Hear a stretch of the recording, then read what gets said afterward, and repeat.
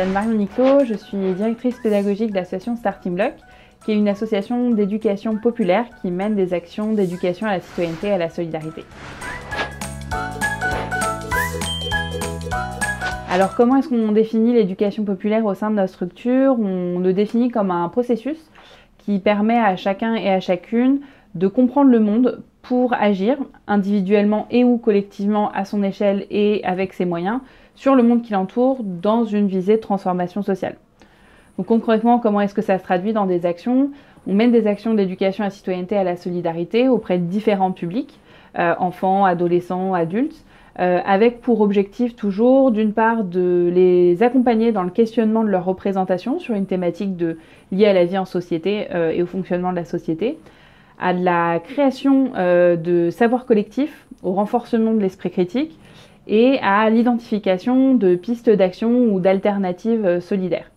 Et du coup, ces actions-là, elles se basent sur des techniques participatives et ludiques, donc des débats, des mises en situation, des jeux de rôle, des outils d'intelligence collective pour permettre la participation de tous et de toutes.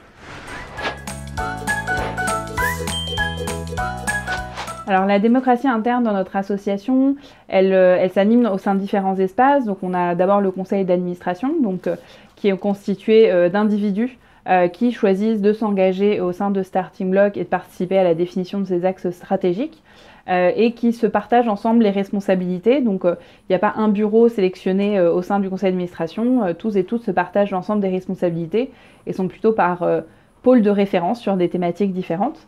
On a aussi d'autres espaces qui sont ceux avec notamment les bénévoles et les salariés, enfin tous les membres de l'association. On organise des espaces qui permettent d'avoir des temps de réflexion et de co-construction sur des thématiques de fond, donc soit liées aux thématiques qu'on aborde dans nos actions, soit liées aux orientations stratégiques de l'association.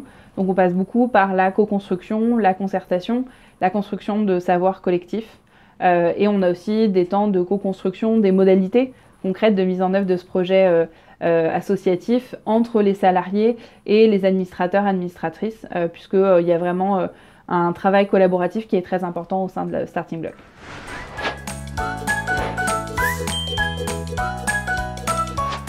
Alors le lien entre l'éducation populaire et les pouvoirs publics, c'est quelque chose qui se vit de manière très différente à Starting Block en fonction des partenaires.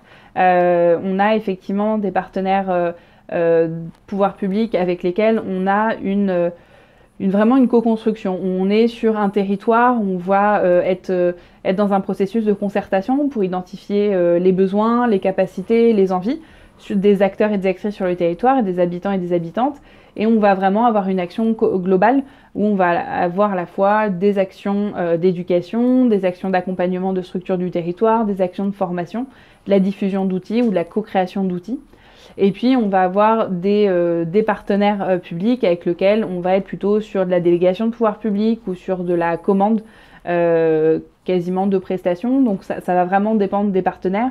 Même si nous, bien sûr, on privilégie et on apprécie beaucoup plus d'être dans la co-construction, puisque les pouvoirs publics sont aussi des organes qui connaissent leur territoire, les habitants et les habitantes. Et donc du coup, tout est l'intérêt de travailler avec nous, avec ces acteurs-là.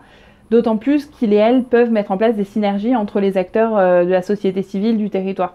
Nous, on a parfois une connaissance qui est parcellaire, qui est résumée à notre milieu d'intervention habituel ou nos thématiques habituelles. Et du coup, les pouvoirs publics peuvent vraiment avoir cette capacité de mettre autour de la table et de créer une synergie entre des acteurs et des actrices différents pour créer des nouveaux projets.